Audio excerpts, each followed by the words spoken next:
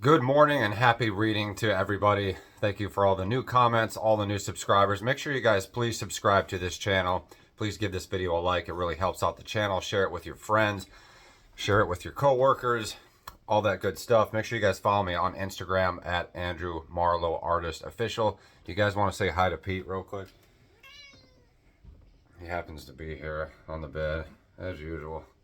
Come on, Pete. Say hi.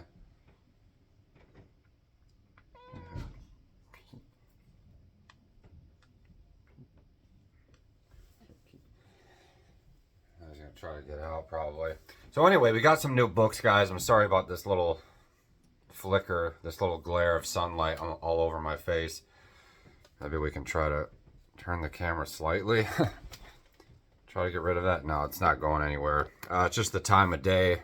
There's a little bit of sun bleeding through the blinds here. So let's get to it. I got a really epic book haul. Fairly epic.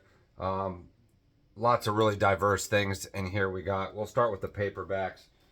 Got this beautiful stack of just real cheap paperbacks, but they're in excellent condition. And we'll talk a little bit about them. And then we have a really great stack of some other really great stuff right here that we'll get into. I think we'll save the current reads for the next video that I plan to put out soon. So we'll kind of catch up on my current reads shortly after this video. Up first, we have this beautiful edition of Julius Caesar, William Shakespeare. Not real familiar with this play. I think it might be one of his earlier ones. Correct me in the comments if I'm wrong. These are really great editions they have here. You can basically fit these in your pocket. Of course, they have a little bit of an introduction, history of Shakespeare, a little context of the play. And then on the side, they have little recaps, little explanations of some of the Elizabethan archaic language that you will come across in Shakespeare. So these kind of come in handy. They can be a little distracting to have all these explanations and stuff on the side or on the bottom, because it kind of rips you out of the story and you're constantly kind of checking to see what it was you just read.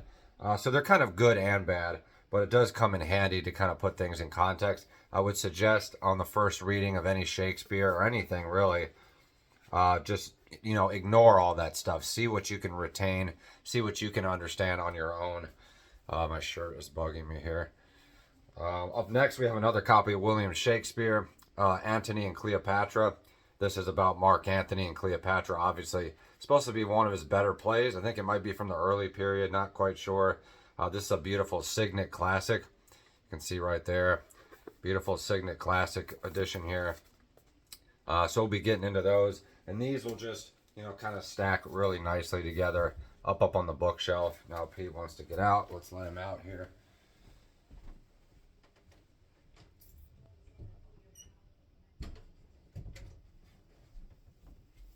I put Pete on camera and then he wants to get out. Shame on him. Up next, we got this beautiful first edition copy of Black Elk Speaks. I used to take this off of my mother's bookshelf back in the day.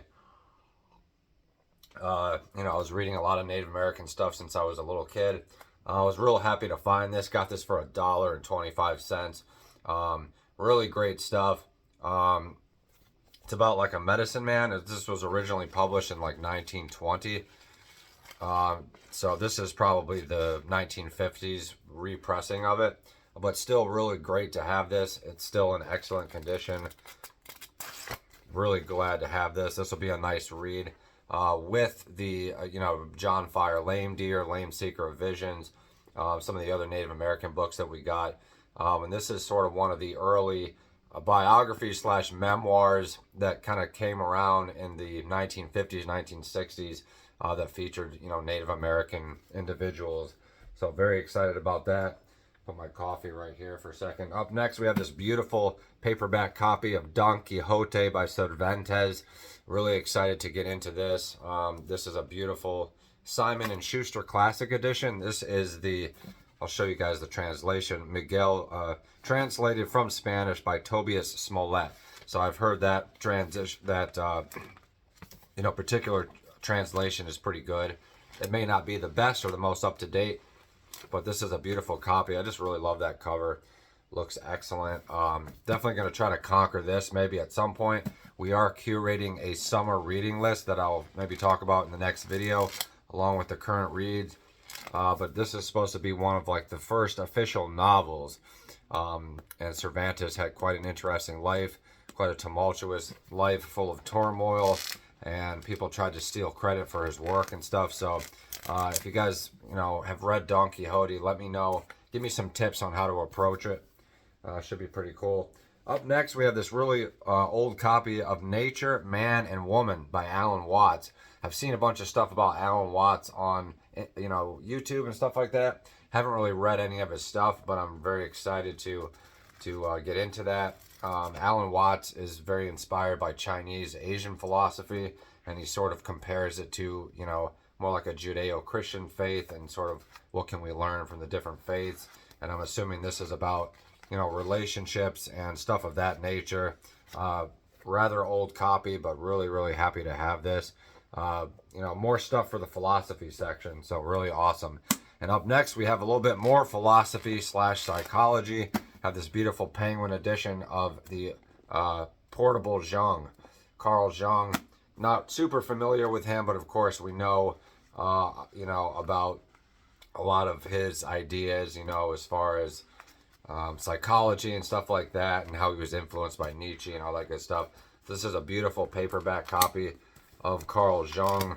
Let me see if there's anything in here as far as, we've got the stages of life, we got, analytical psychology, the ego, all that good stuff, the shadow, as Friedrich Nietzsche kind of born that idea. So we will get into Carl Jung at some point. This is a great little addition to the philosophy / psychology section.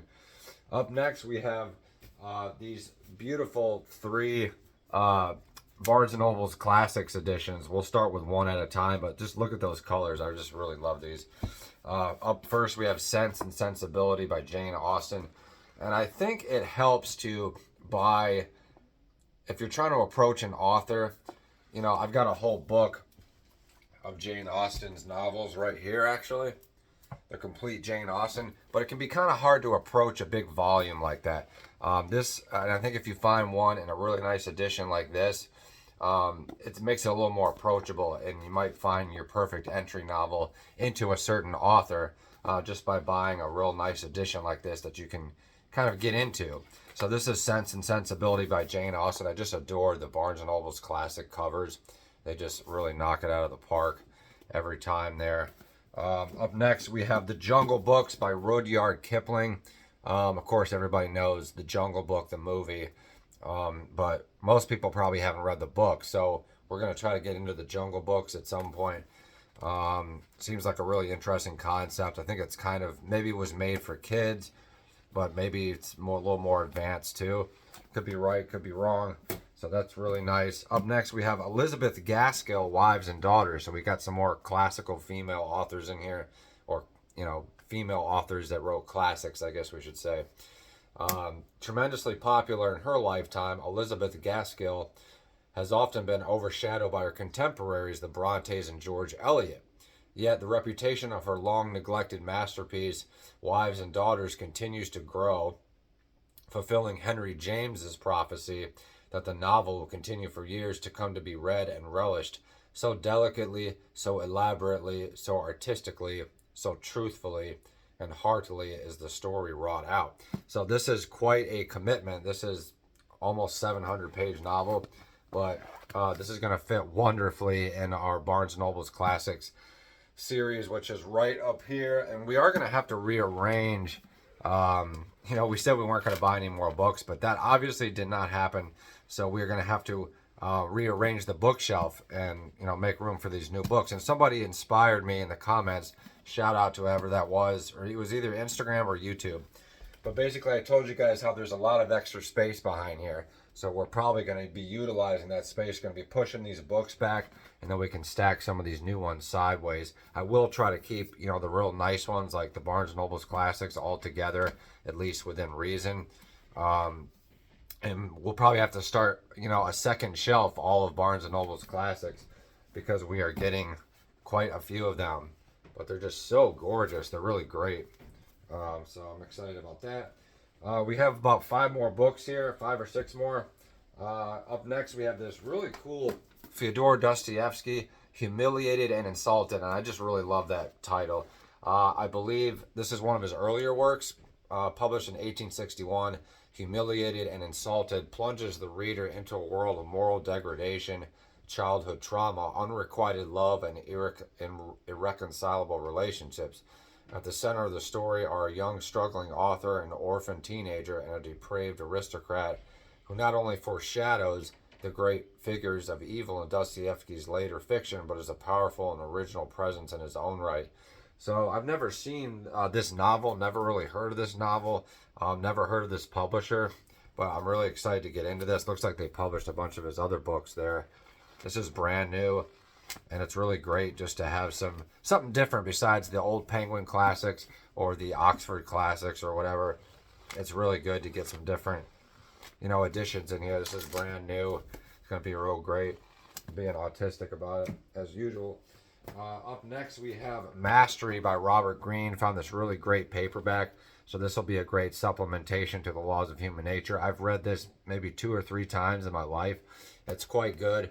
Found this beautiful, it looks like a repressing they did to kind of fit in with this new series, but it is brand new. And I'm super excited. He talks about Leonardo da Vinci in this, talks about Mozart, talks about Einstein, all kinds of stuff. I definitely encourage you guys to read Robert Greene as soon as you can. Really great stuff. Sort of mixes history with philosophy and psychology and self-help. He's kind of considered a self-help author. I don't really consider him that. He goes way beyond that. But anyway, up next we have A Clockwork Orange by Anthony Burgess. Most of you guys probably know the infamous movie by Stanley Kubrick. This was derived from this book. And the book's quite a bit different. I think the book is a lot better. And what Anthony Burgess does with language in Clockwork Orange is really great. I've been having trouble finding a really nice copy of this that wasn't like stained with cigarettes. For some reason, whoever reads Clockwork Orange, it always smells like cigarettes. I don't know if that says something about the book or the people that read Clockwork Orange. I'm not really sure. But anyway, this is really a great sort of postmodern novel that you should read. Sort of, nihilistic, postmodernism, maybe something similar in the vein of, 1984 by George Orwell or something like that, Animal Farm. So we'll have to maybe, get into this at some point. It's not a very long novel. You could definitely blow through this in less than a month. So anyway, up next we have The Taming of the Shrew, and I just always thought that title was really cute. Shrews are pretty awesome creatures. William Shakespeare got this really nice thrift edition. It's it's a real short play, but I'm sure there's wonderful gems in here. We're currently getting through our second reread of Hamlet. We're understanding it, we're internalizing it, and that's what you guys should be doing as well. Last but not least, we have this beautiful edition of Across the River and Into the Trees by I almost said William Hemingway, Ernest Hemingway. I don't remember if I ever read this, but this is going to fit really well into the Hemingway collection. And it was a toss-up between this and The Sun Also Rises, and I kind of wanted to get something a little bit different. I don't remember really loving The Sun Also Rises. I thought it was, I don't know, we'll have to reread it again at some point. I do eventually want to get all the Hemingways, but it's good to kind of get the rare ones. That's kind of what we've been doing, kind of collecting some of the rare ones. Or not rare, but just lesser known ones. This is the same publisher that publishes Thomas Wolfe,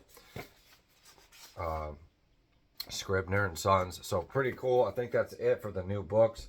I'm going to be presenting my paper today at the big museum here in Norfolk on Japanese art.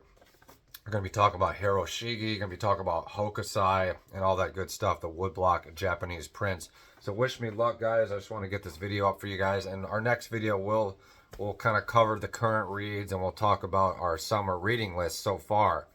And thank you so much for watching, and we'll talk to you guys next time.